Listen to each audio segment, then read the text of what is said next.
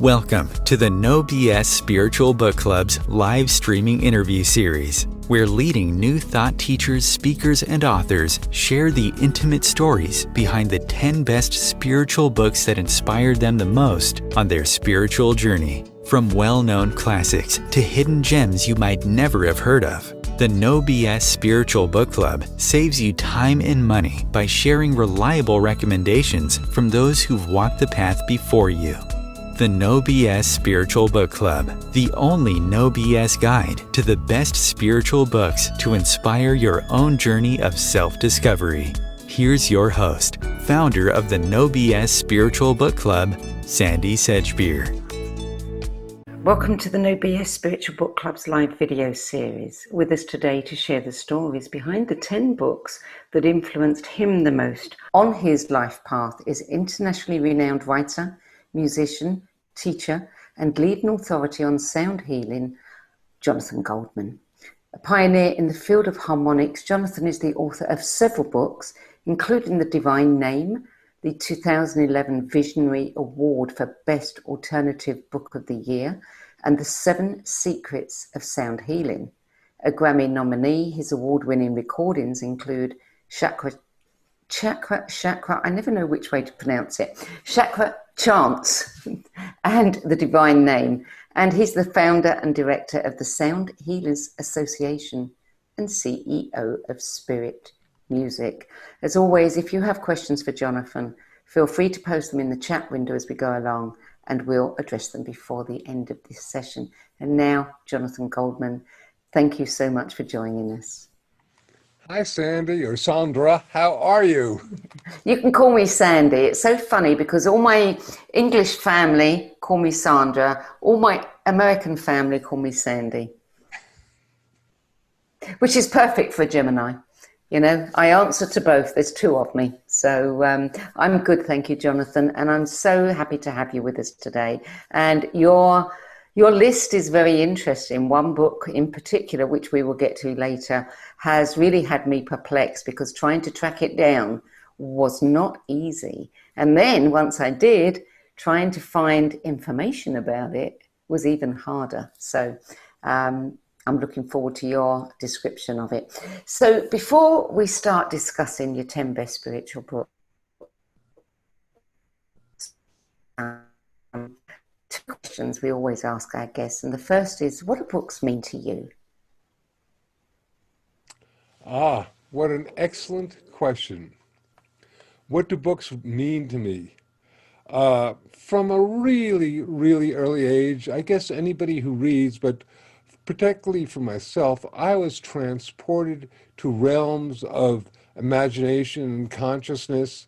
In fact, yesterday, our dear son, who is in law school, came to visit us, and we were talking about The Wizard of Oz, which he is listening to now as an audible. And I said, I used to sit on my mother's knee, and she would read The Wizard of Oz books to me. And we were talking about the many levels of The Wizard of Oz, which is, a wee bit different from the Judy Garland movie, if you like. There's some aspects of that that are, shall we say, quite unique. But books have always been a way of, for myself, escaping, to the degree that I've also been really interested in writing and literary writing, not only textbook type writing, but literary writing, to the degree that when I was in 8th grade, I actually wrote my first novel, and I gave it to a teacher in a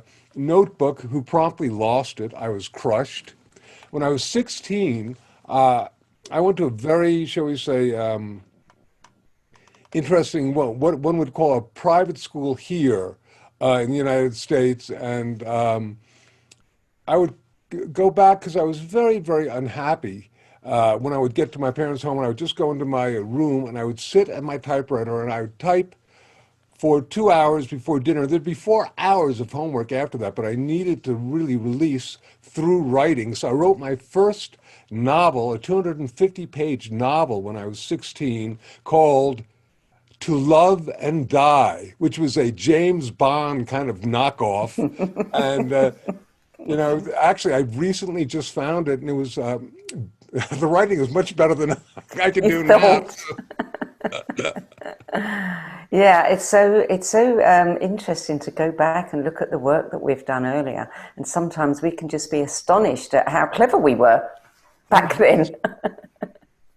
Yeah. So tell me, the second question we always ask is, how easy or how challenging was it for you to compile your list? I basically wrote a list of about 14 and knocked it down to 10. And of those, I would have included more, but I didn't want to include any of my books, which obviously I think are great books. We were allowed, I think, one on mine. And incidentally, hello to everyone who's kind enough to tune into this. I trust this will be an illuminating and enlightening and fun experience for you. But it wasn't that difficult because I think that there's some books, and for me, understand, as I believe I kind of wrote in the beginning, there were a lot of books that really shifted and changed my life when I was younger, whether it was the Oz books or the James Bond books or the Tarzan books or when I got older, Kurt Vonnegut and all this stuff. I dealt mostly with books from when I was about 40 plus years old and was getting into the field of higher consciousness.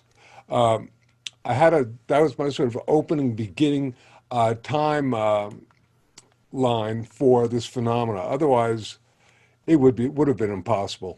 And your list, that as you sent it, is not in any particular order, isn't it? It's not the order that you read them or the order that you rate them.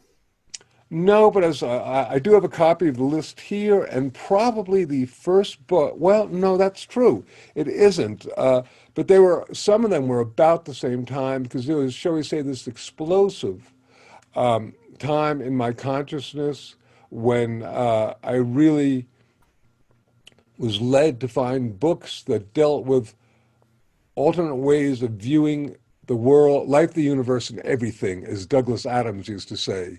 Mm. And so, you know, what I wrote though is just, I guess, what came to me, not on an autobiographical level, not on a alphabetical level, but just how my mind was working at that particular phenomena. Yeah. So let's start with your first book, which cropped up last week, and that was The Celestine Prophecy by James Redfield, which was published in 1993. Do you remember what you were doing when you first read that book? No. You don't? I don't remember what I was doing in time, you know, the actual, you know, moment of reading it, except that I can tell you what was going on in my life Yes, around that yes. time, of course, which is I was in Boulder, Colorado, and among other things, I had recently moved there from the Boston area. And among other things, I was probably writing a book of mine, my first book, Healing Sounds, may have been actually written just about then, and I may have been actually even touring that. And I remember the one thing about the Celestine prophecies or Celestine prophecies, depending upon where on the earth you're from, that really got to me was that it was the first book that I remember being of, shall we say, a higher consciousness vent. It was a higher consciousness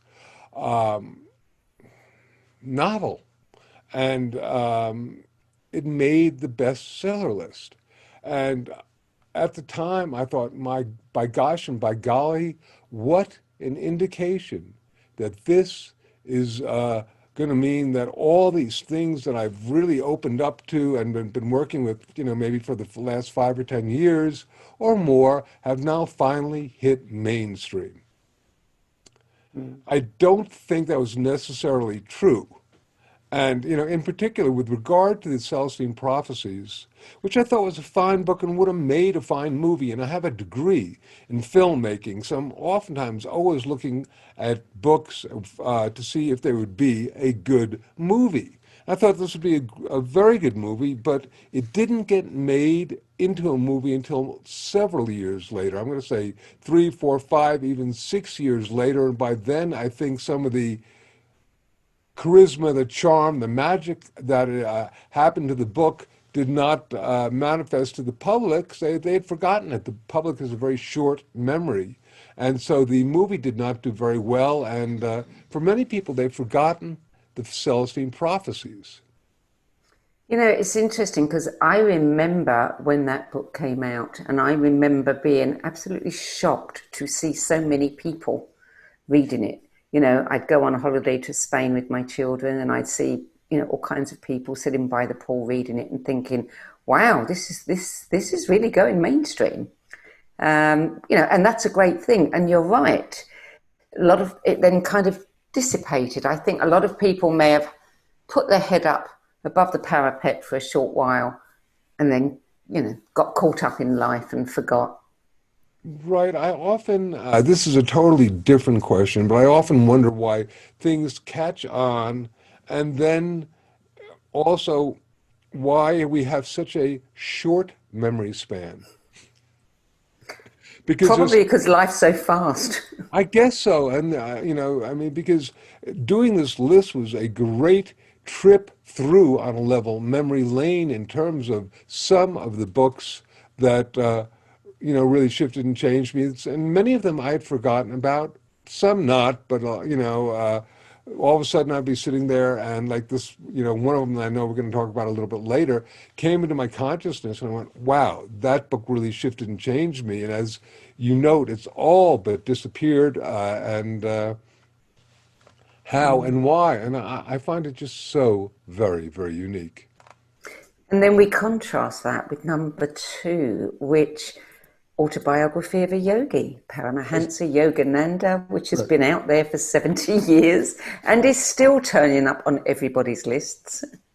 Well, also, you know, okay, so I'm very big into audibles right now. For the Me last too. number of years, actually, and I find that for some reason, oftentimes, if I can have a visceral experience where I can listen to the book and then read it, or vice versa, and there's actually ways of listening to it and reading it, uh, it affects me a whole lot more. So I have Autobiography of a Yogi on Audible and highly recommended. George Harrison produced it, and it is read by Ben Kingsley, who, of course, is the voice of Gandhi. So there you have George Harrison producing Gandhi, doing Autobiography of a Yogi, and I love the connection there. But just a moment before on Celestine Yeah. prophecies, so there were these different insights, and they were like fabulous insights that, on a level we might take for granted, something such as we're all related in you know, consciousness or something like that, something simple, and then there would be a chapter that was relating to that, and the hero would have this a huge epiphany. And I mean, what's so interesting about that is that many of the, shall we say, the insights that were revealed in Celestine Prophecy, whether or not we remember the book, these insights have encoded themselves into almost every aspect of higher consciousness these days. And we just take it for granted. While at that time it was like, huh, isn't that interesting? Yeah, you're so right. Autobiography of a Yogi. Well, I trust everyone has read Autobiography of a Yogi, and if you haven't, it's sort of a must. It was one of Elvis Presley's books on his nightstand. And Was it? how much more can you say about a book than it was on Elvis's nightstand in Memphis, Tennessee? Paramahansa Yogananda. What an interesting, extraordinary person who was one of the major key people responsible for bringing yoga to the West. Um, and as a dear friend of mine who is a major psychologist, and back when I was in college in the late 70s, uh, in film school, playing in a rock and roll band, being a sort of a semi-wild and crazy person, this person went from being semi-wild and crazy to studying yoga. And literally, going over to India to studying it. He was the first person I knew in becoming a vegetarian. How weird is that? I couldn't believe it. And I remember we were talking about this book recently, and he said, you know, if even half the information in there is at all real, everybody ought to be practicing yoga because the stories in it are totally phenomenologically brilliant, interesting, miraculous, and truly fascinating. Yeah, they are indeed. Yeah. And I think when I read that book, I mean, it stayed with me for weeks. For weeks. I just could not believe some of the experiences he had. And thinking, is it really that easy? You know, is it that easy? I don't have an answer to that one, but he made it seem as though it all just flowed for him. I mean, it's so interesting. Once again, just the greatest respect for Paramahansa Yogananda, for the different people I have actually up here. This is in my desk area, and there are pictures of Tibetan monks and family, and I have a picture of Mark Twain, and I have a picture of Sri Yukteswar, who is Yogananda's guru, up here too, and as well as a man by the name of Ramana Maharshi's there, and who else? My dear wife and son, and some Tibetan entities and all that stuff. But yeah, so it's a great learning experience, and it's really well written. And I will also say that recently on, I think, Netflix or one of these, there was a documentary about Yogananda, which is quite interesting because he had, toward the end of his life, which he didn't write about in the book, some kind of, shall we say, betrayals by his person he left second in command, and he went back over to India to do something. And when he came back, this guy tried to take over the ashram. And by gosh and by golly, I mean, you think, well, regardless of how spiritually advanced you are, we still got to deal with the lower life challenges that Yeah. exist for us. I'll have to look out for that documentary. I haven't ever come across that before. I believe it's called Awake. Awake. Okay. I shall look for it. Okay, so number 3, The Nature of Personal Reality, Jane Roberts, 1974. Okay, I'm going, yeah. All right. So, I remember when I first read that. I don't remember how old I was. I think I may well have been in college or, perhaps in grad school at the time. And the book truly blew my mind because there was so much of it that is inherent in a lot of the higher consciousness awareness today, particularly of the fact that for the most part, it seems like we create our own reality. And I think that this book was the first one. It was channeled, okay. Jane Roberts would channel a being called Seth, and Seth would speak. And this is one of the Seth Speak books, and it's my favorite. And Sandie, what I particularly like about this is that I was talking to a youngin, as I call him now, uh, fairly recently, within the last few months perhaps, and they were talking to me about they had found this great new book called The Nature of Personal Reality. I was going, yes, it was wonderful, and I was very pleased to see that it was still back up there, in Amazon and whatnot, and B that I could also get it as a Audible. So I listened to that one also as an Audible, and it was a great and wondrous experience. Is that one you resonated with? I have to confess, of all the gazillion books I've read, I've never picked up one of Jane's. Never. Okay. It's, no, Okay. that's very fine. But I think you might find out of all the quote channeled books, whether it's Abraham or whatnot, that Seth was the original being. And if I'm not mistaken, Yeah.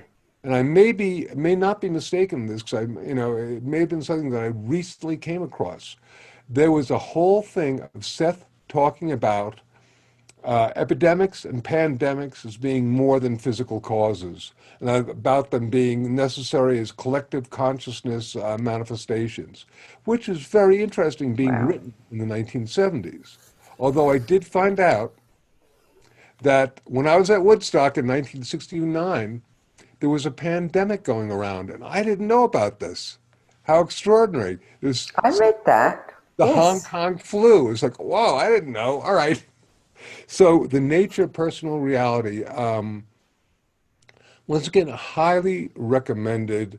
I think it's one, there is no original source, obviously, but shall we say, in the last, for the most part, in the second half of the 19th century, this is probably the most profound and powerful book on creating your own reality. Actually, the first one that manifested. So kudos and recommendations to that. I have to actually, I won't read it. I will get it on Audible. That'll be much more enjoyable. It actually will be because on a level, it's someone speaking, being transferred to paper, then you're reading it. Here, it's somebody speaking on what was transferred to paper, and it's a good job.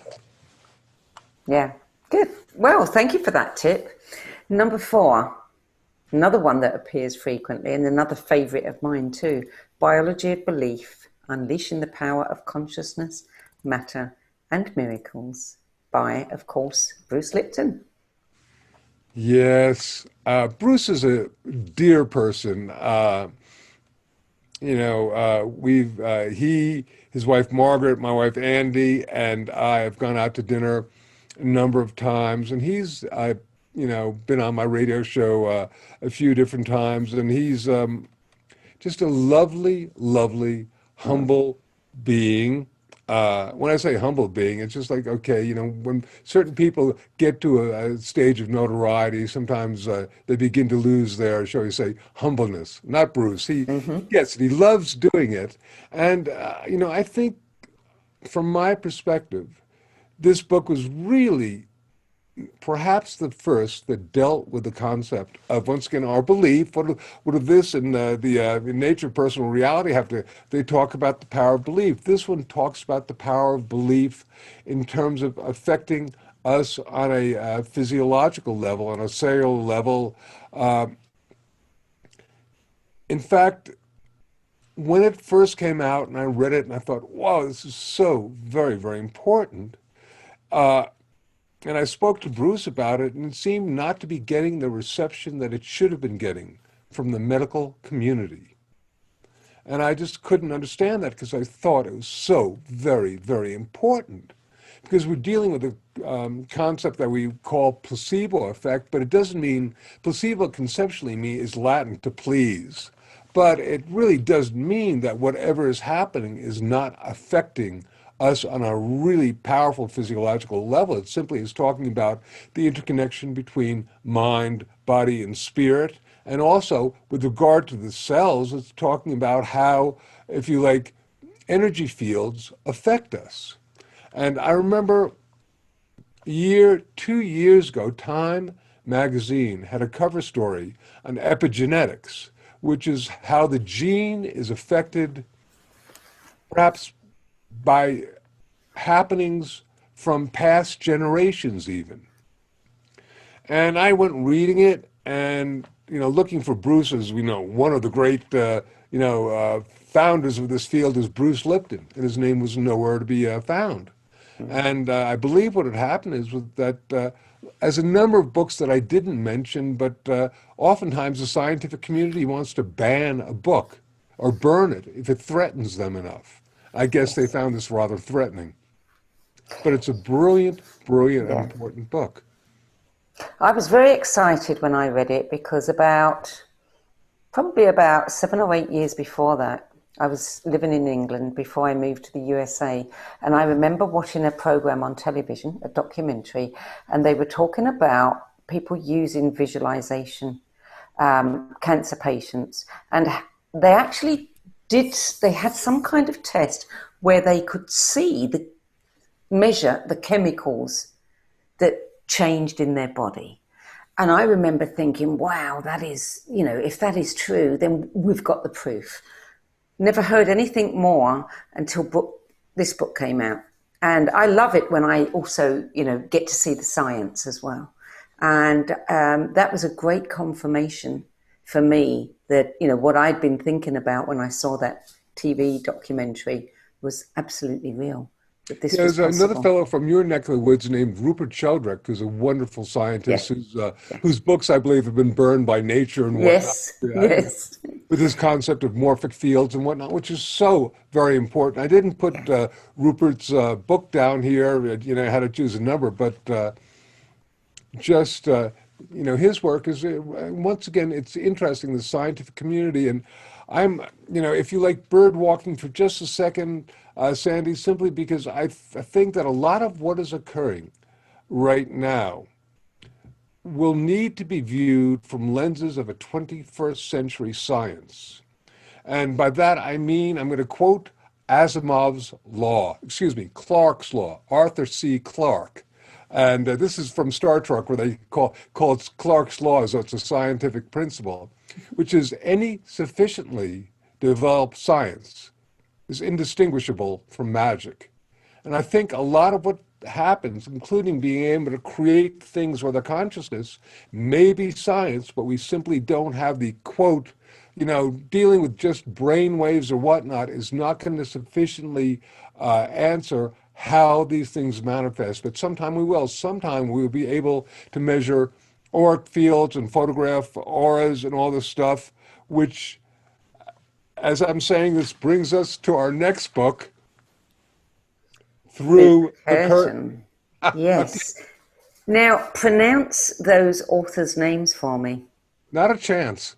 They're difficult ones, aren't I they? think it's Not so much Viola the Pettit. first, but the second. Yeah. I think it's Viola Pettit Neal and Shafika Carigula or Caragula. Caragula. 1993. Yes, but really before that, I have a hardback that's before that. This is the republished version, which I had something to do with. And bless my wife, Andy, because I was looking for this today and I couldn't find it. And she, great Virgo being of light and love that she is, was able to lay her hands on it and say, here it is. I said, oh, great. And I basically opened it up. The original hardback that I have is all marked up and underlined, which I normally don't do, but the information was so potent and so powerful. And back in 1993, DeVore's, which is a publishing company in the United States, the publisher came to me and said, we'd like a book from you. And I just didn't want to write a book at that time. I said, gee, I don't want to write a book at this time, but there's a book which is out of print, which I think is so very, very important. And it's basically channeled information again. And channeled information at this time was really big. And so they printed the book and it came out, but unfortunately it didn't catch on. But still, here it is. And the reason, as I was, I turned to a chapter and it was about photographing the auric field in the future. And I went, whoa, because I was just thinking about that yesterday. And it had information. This woman would basically fall asleep, become and consciously go to, quote, night classes where she would be taught all sorts of information on sound, crystals, sacred geometry, healing, multidimensional fields, extraterrestrials, all sorts of stuff. And this woman, she was a psychologist, and a woman medical doctor would put her into a hypnagogic state and basically have her revive this information. And then she basically had her secretary write it up, and voila, Through the Curtain manifested. And just because it's so hard to find, wow, and there's so many different short chapters, I'll just read a few. Here's Photographing the Etheric, the Astral Body, Healing by Sound, Form, and Color, Crystals, a Source of Energy. And this is from the 1960s, probably. The Westock Festival, Extrasensory Perception, the Effects of Love on Consciousness, I'm looking through these reincarnation meditation. So it's really, unfortunately, it's out of print. You can find it for a lot of money, and if I were in a different time in a different place, I would probably try to bring it back into print again because I think the information is so valid and so very, very important. Um, what more shall I say about it? Not a lot more. When I went looking today, at first it wouldn't show up anywhere. And then I eventually did find it, I don't know how, on Amazon, because that's where I started the search. It didn't say anything about the book, but there were reviews. And the more reviews I read, and they were saying things like, "Oh my God, this book blew my mind," and the information, and I highly recommend it, but nobody would tell me what was in it. Yeah. It's just all these incredible things people were saying. So I thought, well, clearly that's a book that, I need to know more about. So thank you for that. It's interesting. Here, I will, just because we have a moment, I'm going to open up and see. Okay. Boy, if you've ever read The Keys of Enoch, which did not make it to this, but if you have read The Keys of Enoch, you can tell where J.J. Hurtak got some of his.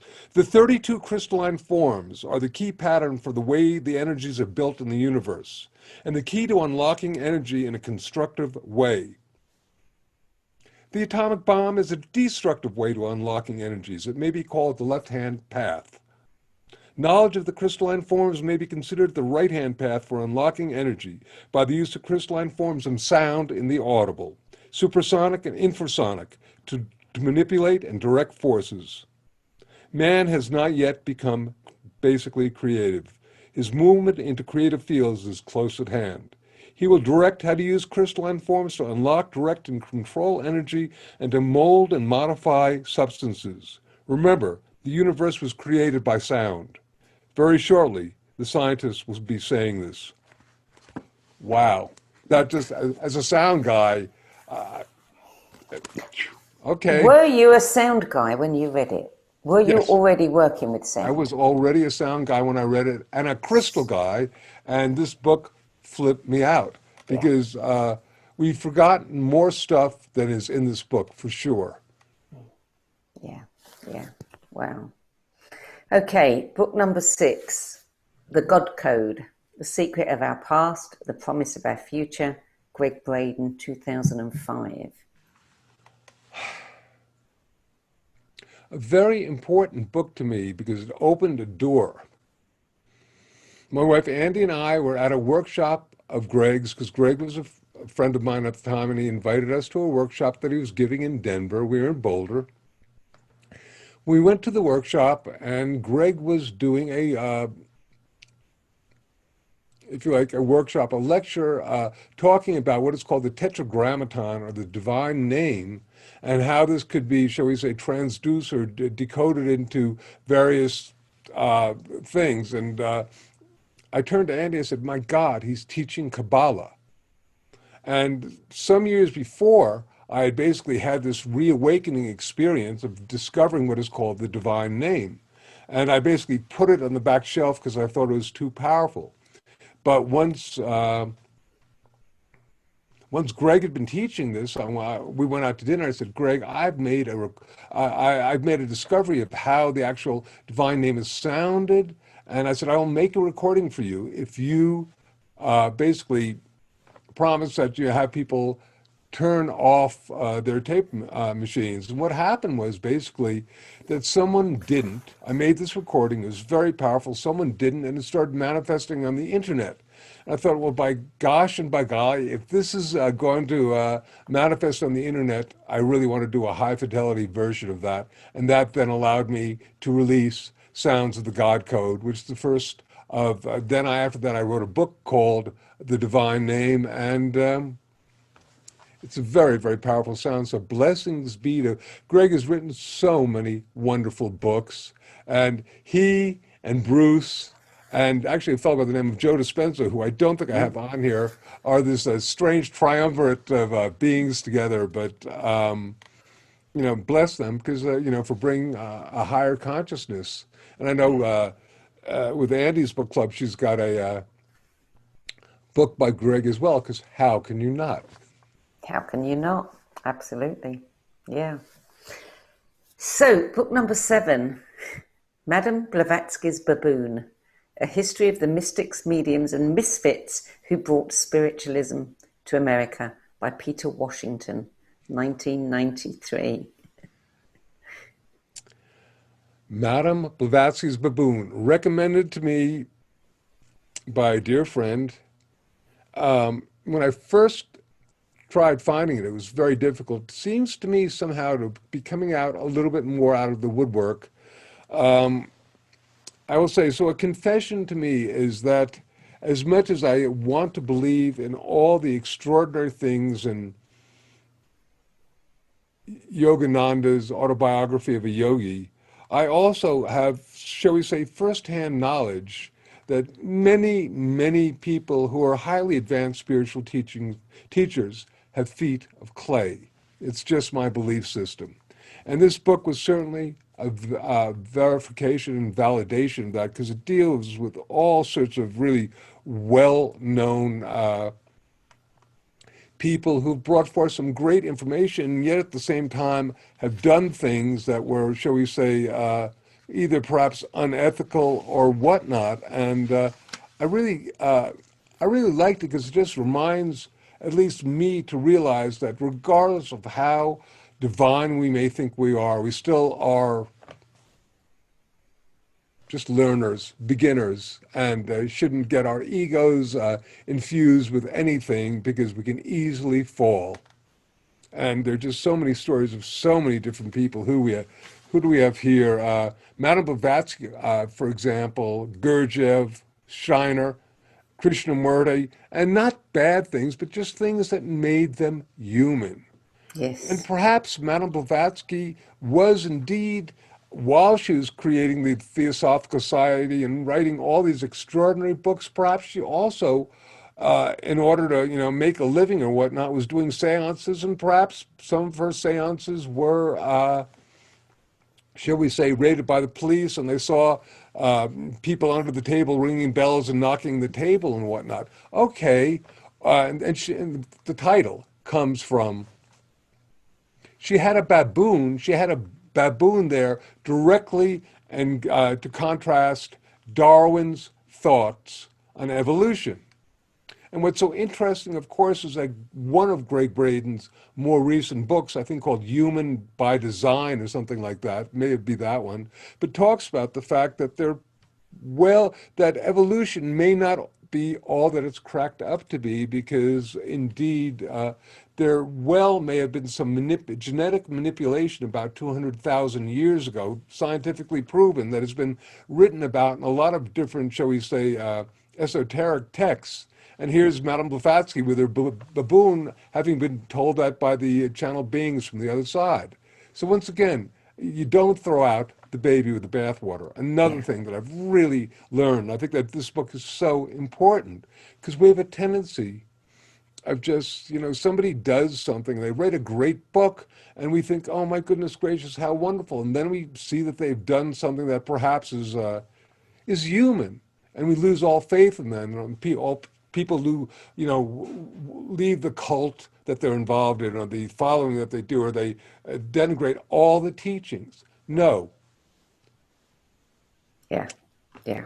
I think, the way I look at that, and I've come across a lot of that too, is that it could be a way of these teachers, and I don't know whether that would be conscious or unconscious, showing us that we have to practice discernment, and that it's the message and not necessarily the messenger that counts.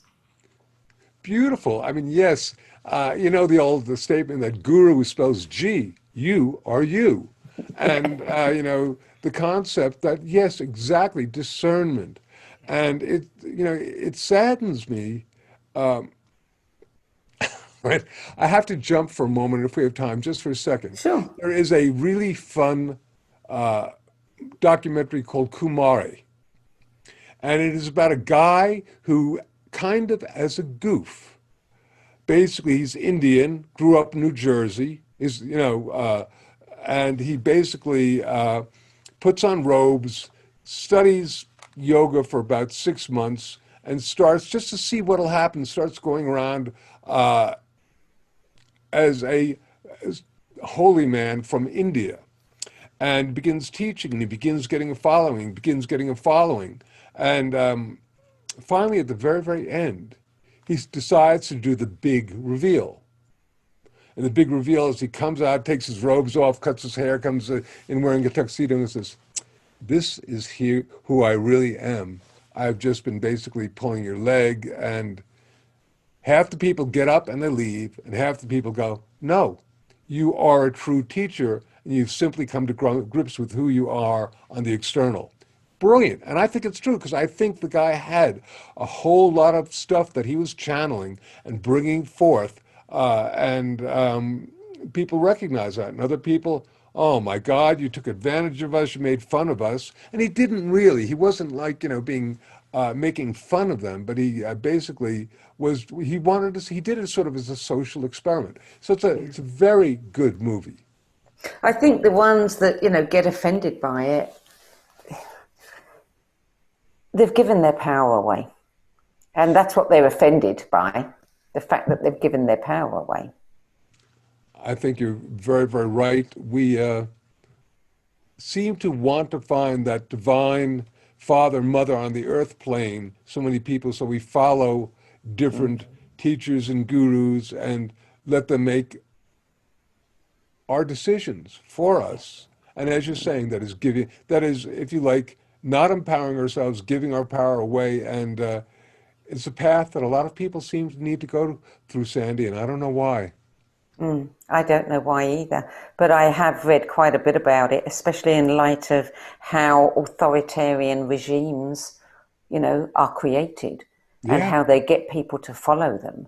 And there seems to be psychologically, I think it was Wilhelm Reich, said psychologically we have, when things are shaky, we all want to go to daddy, let daddy take care of it. It doesn't have to be me. And that's when people like Hitler, people like Trump, people like, can step forward and people will hand over the power to them. Well, it's so interesting. As you're mentioning that, there's another book, and I can't remember the name of it. It has charisma in the title. It's something like Dark Charisma or something like that. But it basically was written by a woman, political Harvard PhD profiler on basically people who have narcissistic personalities, and we don't even need to name anybody, but you just name one who basically, and there seems to be a phenomena that they found called the wounded narcissist, which means the wounded narcissist needs to find the narcissist who is so sociopathic that they, will not acknowledge that they have done anything wrong. And the wounded, shall we say, narcissist goes to them for healing, which may be an explanation. Maybe. Yeah. Yeah. Yeah. Well, it takes all kinds. Book number 8, Stalking the Wild Pendulum on the Mechanics of Consciousness, 1977. Not sure if I'm pronouncing his name right. Ishtak Bentov, with a preface by my friend Professor William Tiller, who is just the most incredible man. Bentov I didn't know him. It was my great pleasure to be friends after he passed away with his wife, who lived in the Boston area. She was a sculptress, and she tried to carry on his work with some things, but he was just brilliant beyond belief, and he could present the most advanced concepts as though you were a child. And I love that. So that oftentimes he would have these silly little drawings in his books and make up little stories to go along with it. And it was a place that I first learned about entrainment. It was a place I first learned about how perhaps to encode intentionality onto your consciousness. It talked about all these different things. And just as a thought, and I don't know why, but I do recall that long before I ever read the book, it was Christmas Eve, if I'm not mistaken. I remember watching the news when I was fairly young. I can't remember how old I was. And there were these two 747s that collided over Chicago, probably in the late 60s in a snowstorm. And it, I remember hearing about that, yeah, yes. and he was on one of them, and he was on his way over to Japan because, among other things, he developed all sorts of incredible biomedical instrumentation. And he was on his way over to Japan to meet with a guy by the name of Hiroshi Motoyama, who was inventing something called the chakra instrument, talking about photographing the etheric field, and between the two of them, they were going to create a method of photographing the etheric field. Didn't happen. He got taken out. But his book is brilliant and wonderful. And once you read that, I mean, I just don't know anybody who hasn't read it and come away with some sort of truly aha moment. Yeah. Isn't it interesting how that's not an uncommon experience. We see somebody absolutely brilliant on their way to do something really important, and boom, they're gone. Yeah. It really makes you wonder. Yes, it does. Yes, it does. So book number 9, Music, Physician for Times to Come, edited by Don Campbell, 1991. Okay, so Don Campbell is, first of all, he's a person who was one of the first artists on my music label, Spirit Music. He is also the person who wrote a book that a lot of people have heard of, which is much more famous, that started a whole trend in understanding the power of music called The Mozart Effect. Mm-hmm. But he's also, we are most blessed to be, because he's the person who introduced my wife Andy to me. Oh, well, there you go. So, bless Don. And this was, I think, a great book because he edited it and he's got some writing in it. And there's some wonderful spiritual, scientific, and just, out there information on how sound and music can be used to heal. And it was such a wide, diverse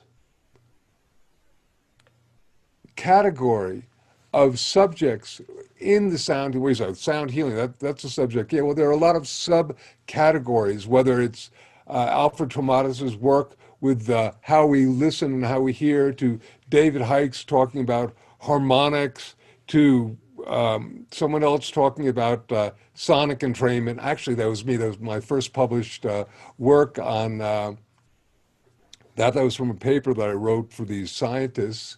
And it was just beautiful and wonderful and highly recommended. And when I started a School of Sound in Boulder in around 1991, 1992, I was able to use this because it's almost as though every week we would touch on a subject, and then I'd be able to amplify the subject by having them read a chapter that was related to it in the book, mantras, whatever. It's great. So kudos to Don for that one. And yeah, indeed. And isn't it interesting that now there seems to be an explosion of interest, and science is finally beginning to do its job and start investigating. And there are quite a few scientific studies out there about the power of sound. I remember working on a book recently, and I had to do a lot of research on sound and light.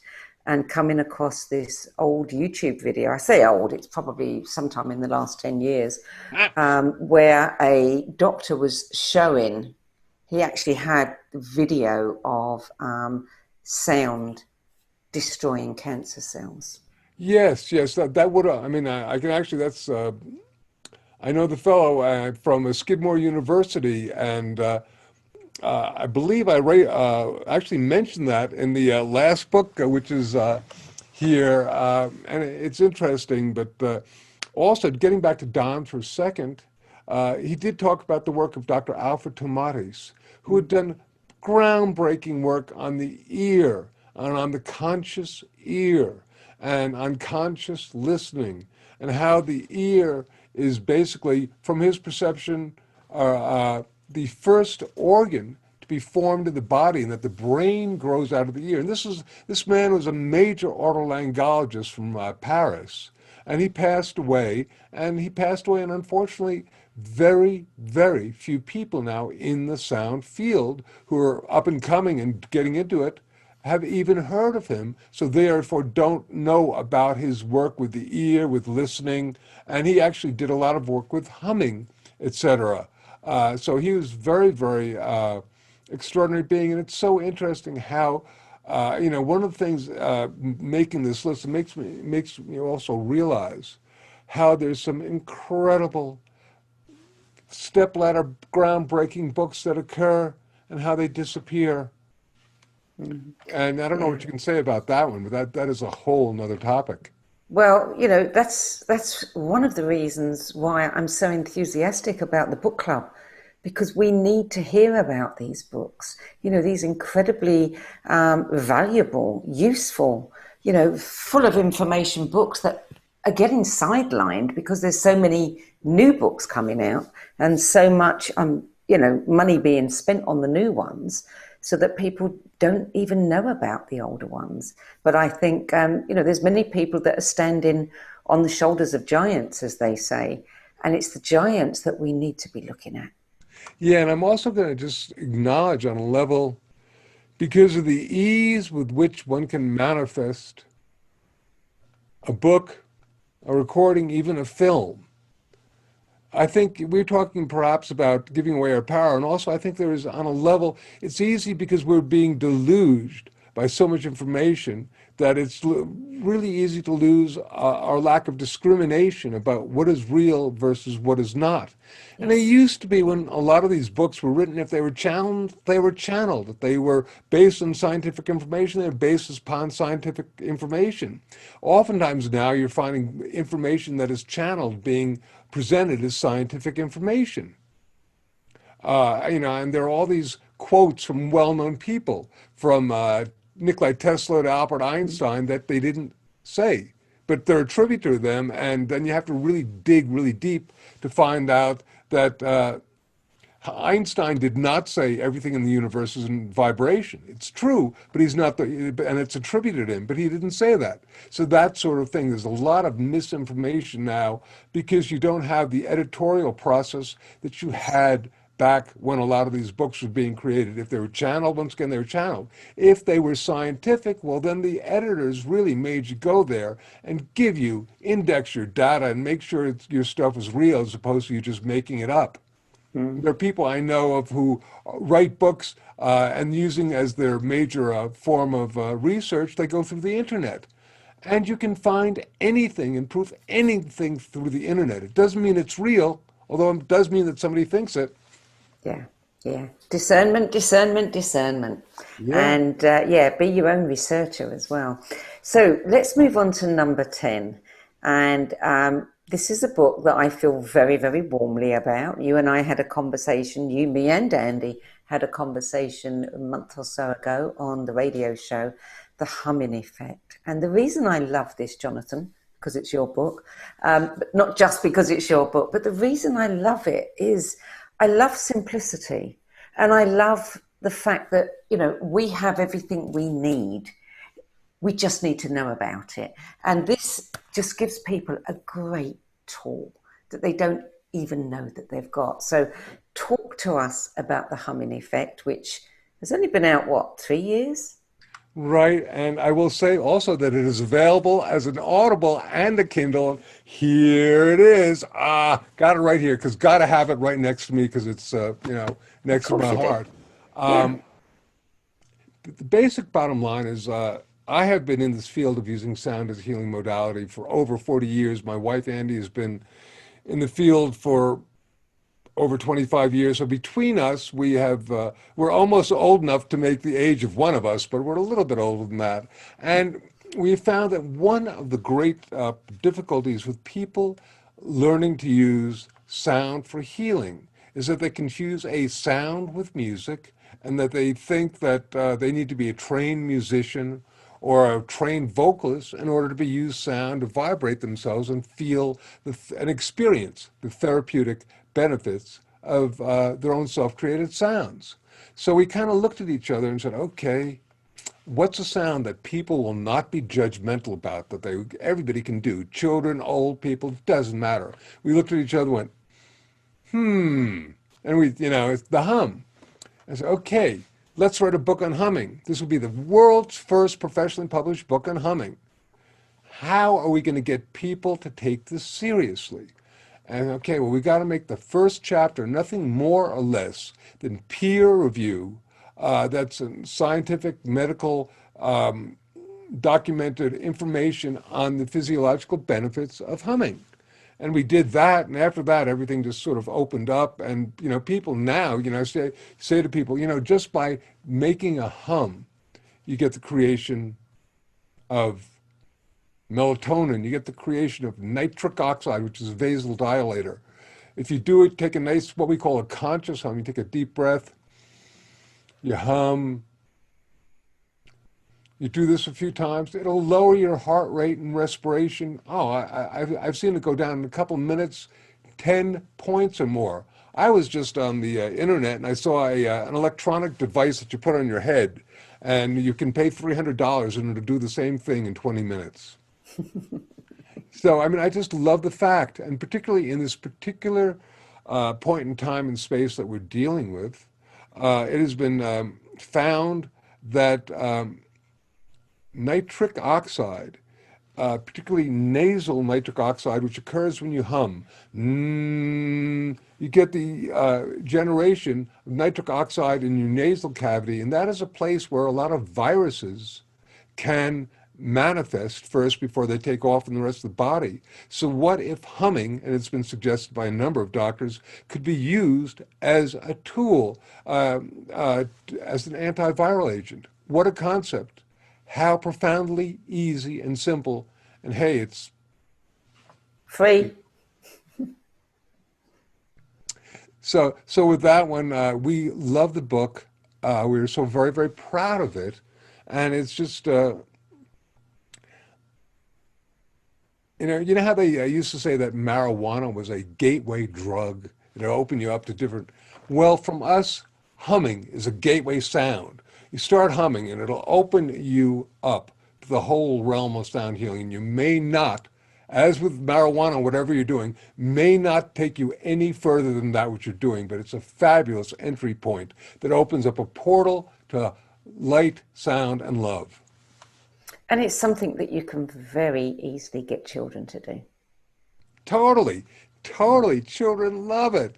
And, we've got the downloadable exercises in it and all sorts of stuff. So it's just something way proud. And thank you for allowing me to put it on the list. And thank you all for perhaps checking it out, because if you are able to find resonance and experience it, then you might be able to share that information with somebody else. And so therefore it well may happen as a sort of domino effect of sound. And we can all of a sudden become I think the subtitle of the book is Sound Healing for Health and Happiness. And you also get the release, for example, of oxytocin when you hum. Yes. What's wrong with that? And there's something else about nitric oxide too. I mean, I don't know how many people know this, but Viagra was actually created because of some research with nitric oxide. So, for the men out there who need a little lift, humming. That is very, very true.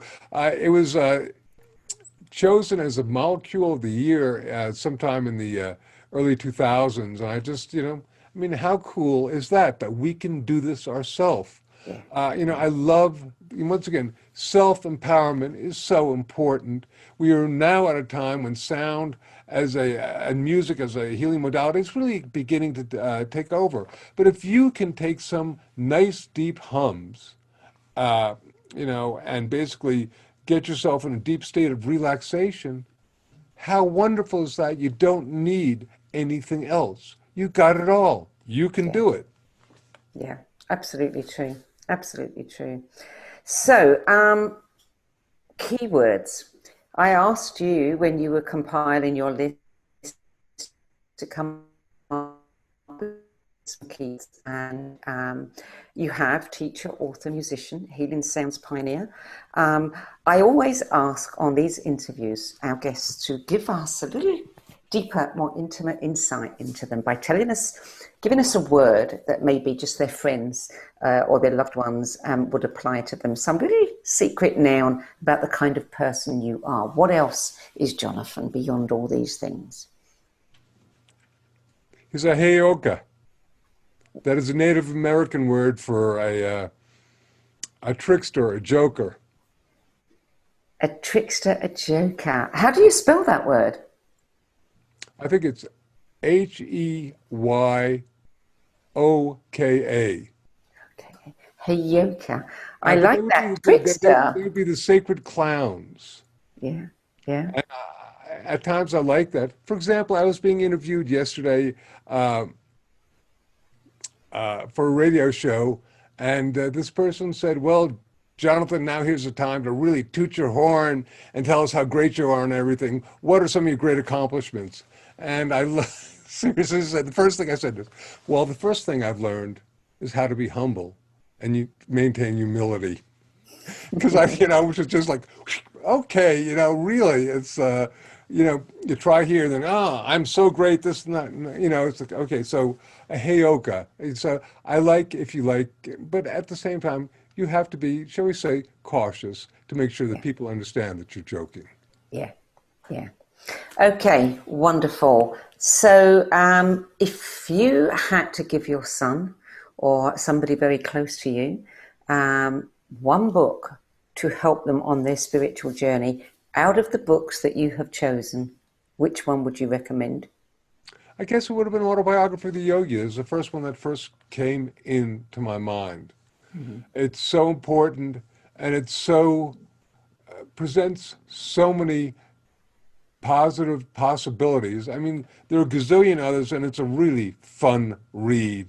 And it's, as an audible, it's one, if I'm having a difficult night sleep or whatnot, and I want to listen to, I'll be lulled to sleep by Ben Kingsley, speaking as Paramahansa Yogananda, telling me about his adventures as a young boy meeting Yeah, Tiger Master or something like that. good choice. Way, way cool. Hey, if I could have just a last closing word. Go ahead. We heal the planet, we heal ourselves. We heal ourselves and we heal our planet. We can make a difference, and we have a choice. We do indeed. Jonathan Goldman, thank you for sharing your 10 best spiritual books that influenced you the most on your journey. If anybody would like to check out Jonathan's work, I'm sure you're all familiar with it, but you can find everything you need to know, his music, his books, experience the music, sign up for his workshops at healingsounds.com. Jonathan, thank you. And thank you to all of you who joined us today and anybody else who is listening to this later.